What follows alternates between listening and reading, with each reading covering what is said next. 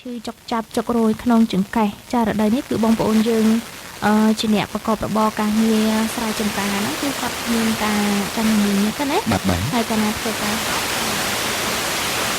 តែចាចុករយដៃជើងចាផ្លាស់ភ្លេចឬក៏បញ្ហាជាប់សរសៃណាគឺយើងមានណាជាមួយនឹងផលិតផលកាហ្វេអាប៉ង់គុនអីជួយជំនួយដល់ការសុខភាពចារបស់លោកអ្នកគ្រប់ទីកន្លែងចាសុខភាពឲ្យបាត់ជើងចា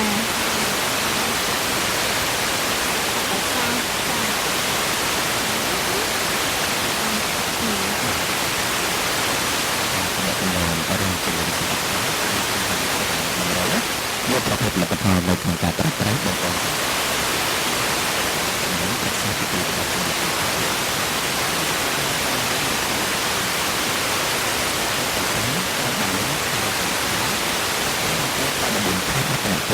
ចាសម្រាប់ទីតាំងទី2នៅជិតដល់ពេល